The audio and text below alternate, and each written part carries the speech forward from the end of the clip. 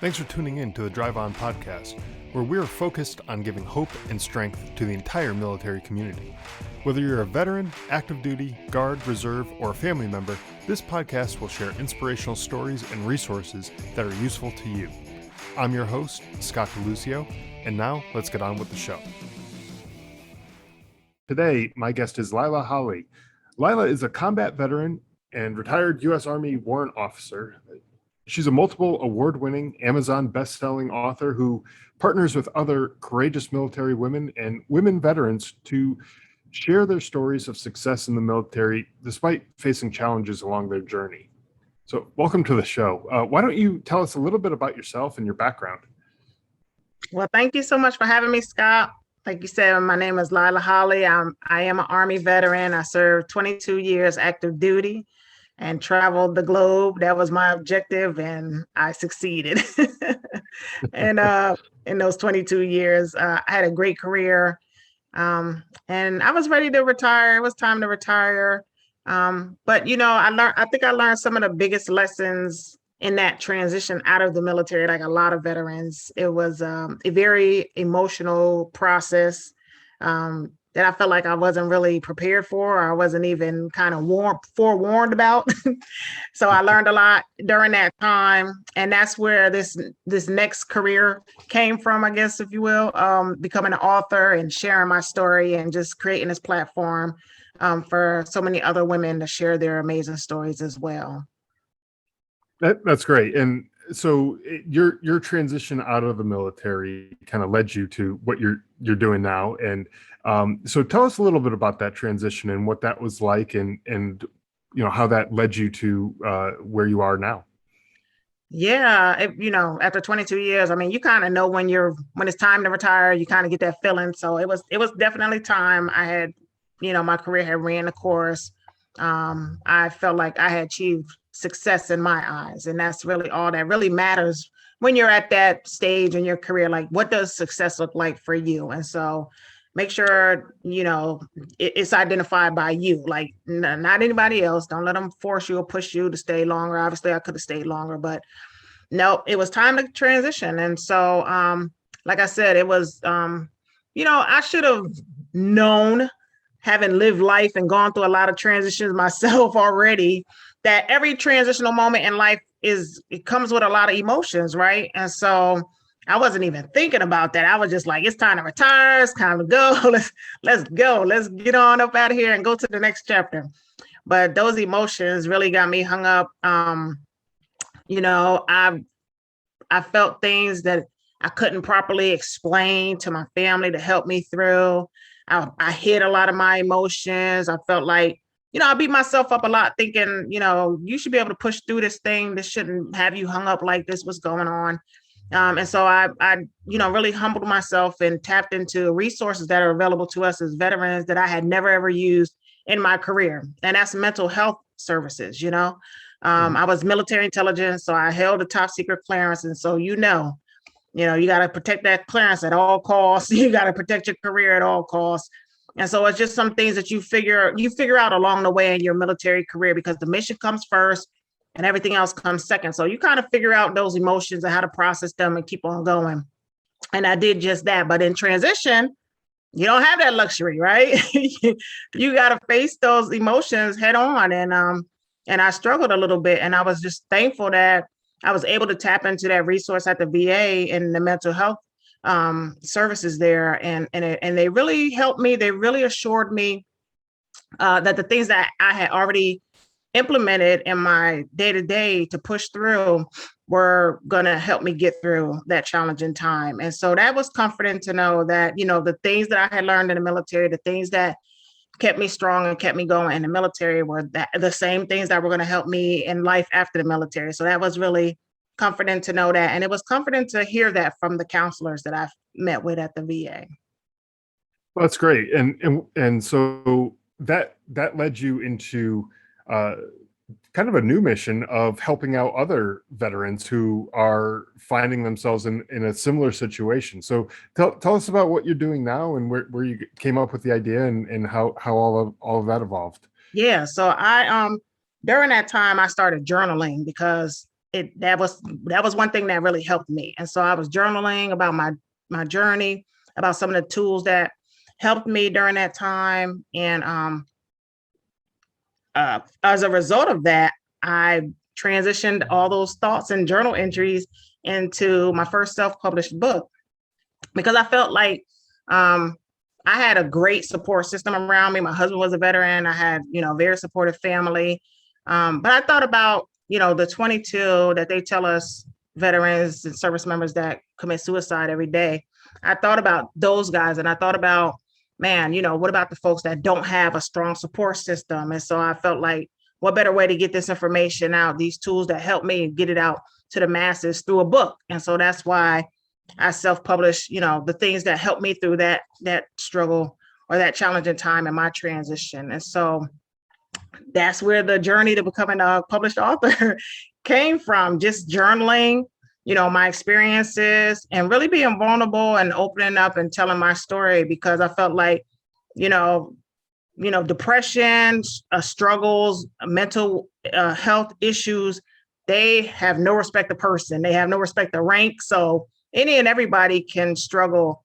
And, I feel like our fellow service members have to know that, and they have to, that will make them more comfortable themselves to go out and get the help that they need and not resort to, such a permanent option such as suicide. And so that was my main objective there. And then just taking that book on the road, speaking to other veterans, and get in front of people whenever I could.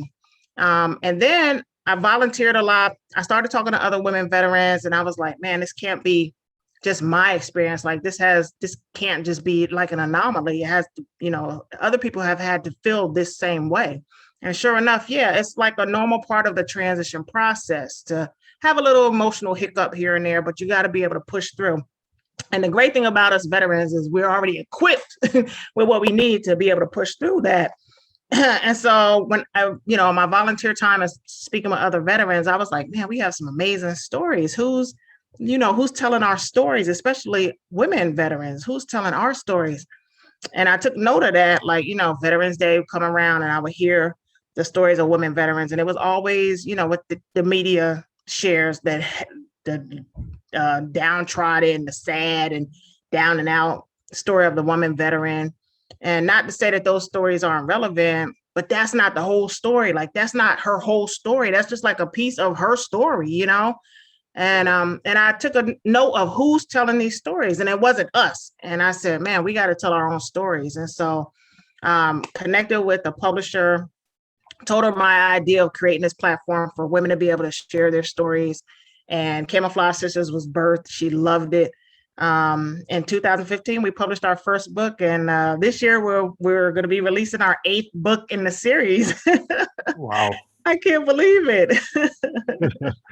No, and that's great. And so really, you're out there giving voices to people to, get their story told and put it out there, and in a way that, maybe they wouldn't have felt comfortable doing otherwise, maybe on their own, the way you took that leap and self-publish, but, some other people may not be quite as willing to put the story out there. And it kind of helps give them that platform to tell their story, right? Yeah, it's more comforting to know that all of our books are Camouflage Sister books are anthologies. And so they're a group of women sharing their story together in one book. And so, I mean, in the military and especially in the Army, the battle buddy system is what we're taught. So, to have a group to travel with you and go on that journey with you is always a good thing. And so, I'm very hands-on with my co-authors that come on board. I use social media a lot to find the ladies or for them to find me. And I'm very hands-on in the process because, we never want to trigger anybody. We never want anybody to fall back into a dark space. I always want to make sure they're in a good healing headspace to share, because these are tough stories that they're sharing. I always want to make sure they're in a good headspace to share their stories, and they are. We haven't had any issues. Most ladies, they know what they want to get out of the experience, if it's just to get the story off their chest to help other women, or if it's to take the process of becoming an author a little further, then I'm there to help them either whatever they want to get out of the experience. But it is comforting to know that with each project, you have ladies to the left and to the right of you sharing their story as well. And it's a little bit more comforting to know that. And so it's not as, nerve wracking to be the only one like putting my whole life story out there in the book. So No, exactly. And I think even from just thinking about like a social situation where you're going to a place where maybe you don't know anybody who's there, it's better to go to that place with a friend or, yes. someone who does know other people, and they can introduce you and they can kind of, ease you into the situation. So that way, Absolutely. it's not like just jumping into the deep end and, Yeah. and, feeling like you got water above your head and you're drowning. It's easier to go along with other people, and so that's a great way to do it with that anthology series where you have people writing books together and telling their stories together and collaborating in that way. And it probably is even good for the camaraderie to build with each other to get that kind of bond between these people who are writing these stories, right? Yeah, absolutely. I always tell people that it started with the books, but it's more than books. It's a movement now, and we're a true sisterhood. Because I've really pride myself on creating a safe space for the ladies to share their stories. And the books is just one piece of what we do. We get together. We've been using Zoom before it was a thing during this pandemic, because we have co-authors from Guam all the way to Washington State now, and every point in between, even Hawaii. And so for us to stay connected, for us to stay in communications as the projects are released and different things and opportunities come available for the ladies, we have to stay connected. So every month we do a sisterhood chat. We get together and that's really our safe space to talk about the things that, the challenges that we face as women veterans, because our experiences as women veterans is different than just the average woman. So being a mother and a woman veteran, there's a little added level, there that a Right. regular woman who's just a mother who hasn't served may or may not be able to, connect with you on that level from that experience. You know what I mean? So Sure. we do our monthly sisterhood chats to create that safe space so the ladies can come, and we talk a lot about self-care. That was something else I took note that a lot of times us women veterans, we take care of everybody else, but we save the scraps and the crumbs for ourselves. And so I really push self-care and, the art of saying no, and really protecting your space and your peace. So we talk a lot about that. And it's like you said, it's really comforting to have this sisterhood of not only other women who have found the courage to share their stories, but just really understand what you're going through as a woman veteran, like the nuances that brings to your life, the different levels of your life, and whether it's in a relationship with your children or your spouse or your family or, whoever, yourself with yourself, and so it's really comforting to have to be a part of not only the book project, but then to find yourself a part of this whole sisterhood that is, there to support you on this journey. Yeah, and you're talking about how sometimes these people aren't taking care of themselves first, and not that self-care thing. And I always equate that back to whenever you're on an airplane, they always say, if the oxygen masks come down, put your mask on first and then help somebody else, because and the whole reason why they say that is because if you don't and you end up passing out, you're not going to be any use to that other person either. So That's true. that analogy just has stuck with me for so long about taking care of yourself and Yeah. not looking at it in a selfish way.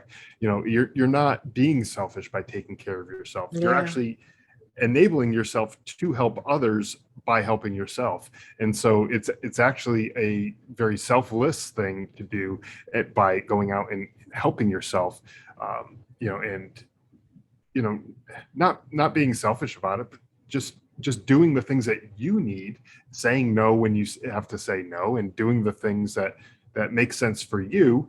And then you're able to go out and help other people, Yeah. the way that you want to, and be the best version of yourself that you could be, That's it right it, there. Yeah. yeah, To be the exactly. best version of yourself that you can be. Yep. That's it. Right. And you do it all the time too. When you're in the military, a lot of times when you get out of the military, you let this slide, but when you're in the military, you exercise a lot and you take care of yourself, and it's not like you're, just being selfish and focusing on you. It's like, that's what is required of you in order to do the mission, do the job that you're expected to do. Like you're just taking care of yourself so that you can take care of other people, Yeah, but just, you know women that, being God made us nurturers by nature, and that's what we do. We take care yeah, of everybody. And I mean, I know you have women in your life who you're like, hey, just take a break, go, you don't have to yep. cook tonight. You just go get a pedicure, take a break, go take a bubble bath. You have to force them to go and take some time for themselves, because that's what we do. Like that, a lot of times we find joy in that, but like you said, to be your best self and to show up as your best self for others, you have to sometimes pause and take a break and, step away, take a bubble bath, go get a pedicure, get your manicure, just take a walk, read a book, Mhm. disconnect, whatever you need to do.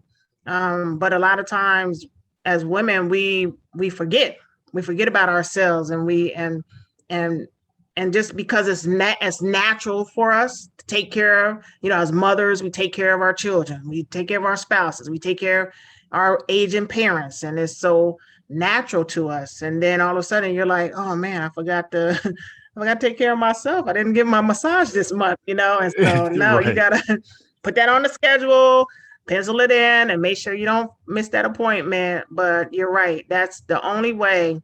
Taking care of yourself first is the only way you're going to be able to show up as your best self for those you really, really want to take care of. So yes. Exactly. I think that's very well put, as far as that goes. And I think I've talked about the importance of sharing your story, sharing your own personal story, on this podcast. We've had other authors, other people who have gone out in public ways and sharing their story.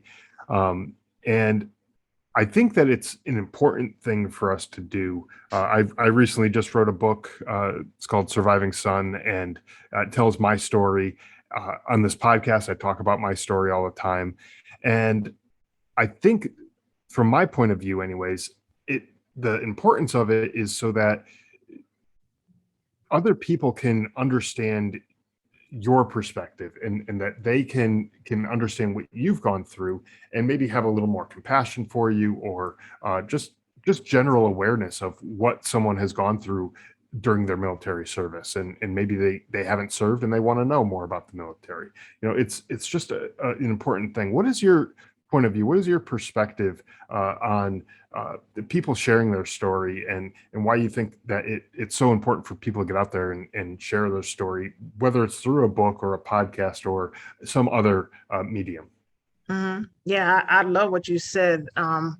For people to get a perspective and to have compassion towards you and your experiences. And so, like I said earlier, I might be a spouse and a mother, but my experiences are, I grew up in the military. I served in the military, and another woman who hasn't had that experience is not going to know why I am the way I am with my children, or why I am the way I am with my spouse, or why I am the way I am, period, as a woman, because Yeah. of that experience of serving in the military. And you're absolutely right. I think not only does it allow people who have never served in the military understand why we are the way we are from that experience, but it also lets those who have served or who are currently serving know that you're not alone in your journey. You're not alone in your struggles. You're not alone in your feelings. And especially as women veterans, that for me has been the main purpose of Camouflaged Sisters, is to let other women know, other women who are wearing a uniform know that you are not alone, because we talk about tough topics, but the way we write is we tell the whole story. So we take a piece of our story, whatever that is, we tell the ugly truth, and we tell the lessons learned, and we tell how we grew from that experience, what we learned from it and how we grew from it. And so if a woman reads our books and she's experiencing toxic leadership, for instance, she can find a story in the books about somebody who dealt with toxic leadership during their career and how they got through it, and some of the things they had, some of the challenges they faced, how they got through that, and what they learned from that experience and how they grew from it. And then they can be encouraged or inspired by that story and say, oh man, that's similar to what I'm going through now, and I can make it through because she did. And may even be more inclined to even reach out to that sister in arms and just kind of get a friend or get a mentor to help her through whatever challenges she may be facing in her life or her career. And so for sharing, when sharing your story, I think as veterans especially, it is really important for us to share our stories, because like I said, those 22 that resort to that final solution of suicide, all they need to hear is, hey, I went through that too. I made it through. Here's how I got through. Yeah, I had some dark days. I'm telling you, sharing a story. I just sat in on a virtual event that the Texas Veteran Commission had this week. And that's what they did. They shared their story. They shared how they came through, suicide attempts. And it was the fact that they shared their story, the fact that other people shared their story as well, and the fact that they were heard when sharing their story, that saved their life. And I just thought that was so impactful and so powerful, that, there's so much power in our stories. And that's the main thing I want to express to the women, especially because a lot of times you don't hear our stories. You see the movies and the TV shows, and even on Veterans Day, we go out with our spouses and both of us served, and who gets the thank you for your service greeting? My husband does. It's usually, and they the man. Look right over me, and my husband's like, hey, she served as well, and so they're like, oh, okay. So we're still dealing with that in 2021 as women. And so it's a little jab to your to your being to be like, man, the women are serving in the military, like we've been there. We've been serving, so acknowledge us. And that's what people just want to, like I said, people just want to be heard. They want their story to be heard. They want their voice to be heard, and they want to feel relevant. And so when we share our stories, when we have these platforms, like you said, podcasts, books, any other type of medium, blogs, movies and TV shows, they give us an outlet to share our stories for, like you said, for people to be compassionate, and for those others who may feel isolated or forgotten about, or feel like that their story doesn't even matter, to realize like, oh man, that's similar to my story. So yeah, my story is important. My story does matter. And so that's the main thing. Like to see it for yourself, you can say, oh, okay, well, I could do that too, or I could tell my story too, or hey, my voice is important as well, So, I mean, if women were never allowed to tell their story, or never even thought that, we wouldn't have I'm in the state of Texas. So, Texas leads the way in terms of they passed the law that June 12th is Women's Veterans Day. And like, not to separate us out, but to acknowledge the contribution of women in the history of our nation's military. And so that felt pretty good to be a part of that celebration, and to just have a day to be like, oh, thanks for your service. Thanks to the women for their service. So, I feel like it's all because women were brave enough to tell their stories. And so it's important that us as veterans find ways to share our story, even if it's at the VA. And I love going to the VA hospital, because some of those old vets, boy, they'll burn your ear up telling their stories, right? They will. And right. I love it. We had one guy in line. He was 100 years old, and we were like, oh my gosh, you're 100 years old. We were like, can we take a picture with you? Like, treat him like a celebrity, because to us as veterans, he is a celebrity. He's a celebrity. And so, sure, I mean, he got a kick out of that. And it's just, I feel like it brings us together. It kind of tears down the walls of separation. And we have, at that point, we have a commonality. And like you said earlier, you gave an example of going to an event or going somewhere, you always looking for that veteran because you know them when you see them. You're like, oh, you served? Oh yeah, okay, yeah. Right. And so and you got an instant friend right there, right? And I think our stories definitely connect us, and they let others know how important their voice and their story and their experiences are. It validates them. Yeah, absolutely. And I think something that you said earlier, by uh, someone else hearing someone's story and saying, "Hey, I went through that too," and that just gives someone else um, the confidence to know that, hey, someone else has gone through this. I can do it too. Absolutely. And someone else has gone through this before me. Why can't I do it too? And so Absolutely. when someone's ready to give up because they think that they've tried everything, and then hold up, let's pump the brakes here. There's someone else who's gone through this, Yeah. and they've come out okay on the other end of that struggle. I can do it too. It Yep. gives that person hope. And that's a lot of what I try to do on this podcast too, is talk to those people who've struggled. Yeah. I'm not gonna, try to lie and say everything's rainbows and unicorns here. We have troubles in our lives, and it's okay. That's all part of being human, and part of being a veteran is there's going to be some hard times, but we can get through them. We can get through Absolutely. these hard times, and getting through these things is all part of the process. And by sharing those stories of those people who've struggled, gotten through it, and came out better for it, I think that just gives hope to those people who might be struggling. Yeah. Absolutely. Absolutely. So with everything that's been going on in the news lately with the Afghanistan situation, I'm sure some of the people in your network have served overseas, have served in Afghanistan in particular. What have you been seeing in your community with regards to the people wanting to connect or to have their stories be told, and their voices be heard about the situation that's been going on over there? Well, I know that's a good question. Like I said, we have prided ourselves on creating a safe space for the ladies. I'm in a couple of different groups on social media, Facebook, and they've created space for the ladies to get together and just share their emotions and things like that. I think the main thing that I've seen is that room to allow veterans to express their feelings.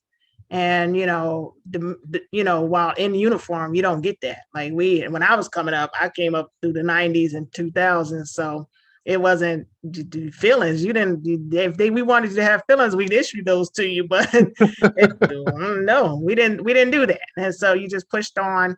My perspective, being military intelligence, I kind of understand. I look at it from that perspective, and so I kind of look at it a little different in terms of understanding, like national security, and making sure it makes strategic sense for us to. So I look at it a little bit more analytical. I didn't go to Afghanistan. I served in Iraq and Bosnia and other places, but I understand the emotions, and I understand people feeling a certain kind of way from watching what happened after all that time put in, having lost battle buddies over there and having served multiple deployments over there. But sometimes we got to pull ourselves out of the emotions of a thing. And especially as military, we kind of understand, strategic, we can look at things strategically and make it make sense to us. But that doesn't, like you said, that doesn't mean that there's not going to be some emotions there because of what you're seeing. It's very heartbreaking to see the people suffering and to see the way it all ended. Could it have been done better? Absolutely. I mean, there's always a better solution for things. But the one thing that I was comforted by was the fact that people who have groups or other veterans out there create a safe space for veterans to share their emotions. They validated their feelings, and they gave them room to process those feelings as well. And so I think that was, from what I saw on our veteran side, that was probably the best thing that came out of it. Is like, it's okay to feel the way you're feeling. Let's meet, let's talk, let's get it out. Don't keep it bottled up. Don't wallow in it. And like you said, don't don't find a permanent solution for sadness and these emotions that you're feeling. Let's talk about this. And you got a whole band of brothers and sisters here that are here to help you make sense of this and let you get into a headspace where you can move forward through this. So yeah, absolutely. I think that's well put. And you know, I'm glad that there is that network out there for people to reach out to and speak to and feel comfortable, you know, talking about what it is that they have going on in their heads about the situation and everything. And I know it's a difficult situation for a lot of people to talk about. Some people may, you know, just kind of close up, and I'm glad that there is a safe community where people can come to and open up and express their feelings about the situation. So it's great that you're doing that, and I'm grateful that there are these communities like this, you know, out there. Anything else that you have going on, you know, that people can look forward to? I know you have been talking about a number of books, and you know, I'm just curious to see if there's anything else in the works over the next few months that might be you know, interesting for the listeners to know about. yes, so we do have another book coming out. Our 8th project will be coming out later this year. We're finishing up the final edits on that, so I'm excited about that project with 14 new ladies. And this time we have a spouse, we have a mother of 2 veterans, and we have a caregiver. And so their perspectives and their stories of how they're connected to the military are so interesting and so heartfelt, man, especially the caregiver story of talking about, you know, being a military dependent, taking care of her veteran father. I mean, it's such a heart touching story. I can't wait for this project to come out for people to be able to see it, to read these stories. It's going to be Behind the Rank Volume 5. That'll be the 5th and final volume in that series of our Camouflaged Sisters books. But recently we just had an amazing podcast project that we put out. It's a dramatic reading of a few of our stories through Voyage Media. We've shared it on our social media page. So if you're interested in hearing that, they really did an amazing job of capturing our stories and sharing them. And there's so many outlets out there. If you are interested in sharing your story, there's so many outlets out there you can create yourself, or you can become a part of, to share your story and just find your voice. Our stories are so powerful. They're so relevant. And, you know, people want to hear them. Like, don't hold on to your story. You know, I meet so many amazing people when we were doing book tours before the pandemic. And I just was like, wow, man, I got to get you in a book. Like, I got to, you know, when are you writing your book? Like, I want to read that story. And so our stories, we have amazing stories of inspiration, encouragement, motivation. Like, don't sit on your story. God gave you those experiences for a reason. And the world is waiting, you know, the world is waiting to hear from you. So we have the podcast out, and then we have another book project coming out. But yeah, connect with us on social media to see what we got going on. Yeah, and where can people go to get in touch with you and connect with you and find out more about the books and the podcast and everything? Okay. We're on Facebook as Camouflaged Sisters LLC. You can find us there, Camouflaged with a D, Sisters with an S at the end. LLC on Facebook. We also have a group called the Sisterhood. That's our group page on Facebook as well. We have an Instagram page, Camouflaged Sisters, and we're also on LinkedIn at Camouflaged Sisters. I'm on there as well as Layla Holly, so they can reach out to me. We're currently working on revamping our website, so I'm excited about that. I'm working with a woman-owned business to get that done and up and running before the year is out. So I'm excited about that, and just excited about a couple of things coming up. So yeah, please connect with us. Excellent. Connect with us.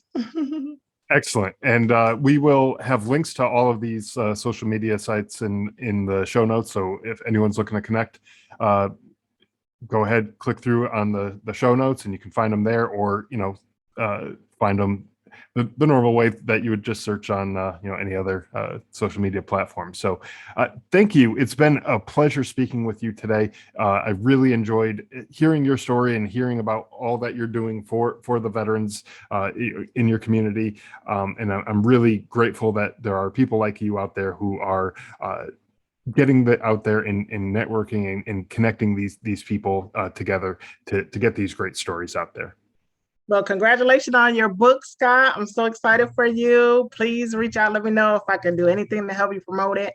And this podcast, thank you for what you're doing with your podcast, creating another space for us to share our stories, and for having me on today. I really appreciate it. Thank you so much. Thank you very much. Thanks for listening to the Drive On Podcast. If you want to check out more episodes or learn more about the show, you can visit our website, driveonpodcast.com. We're also on Instagram, Facebook, Twitter, LinkedIn, and YouTube at Drive On Podcast.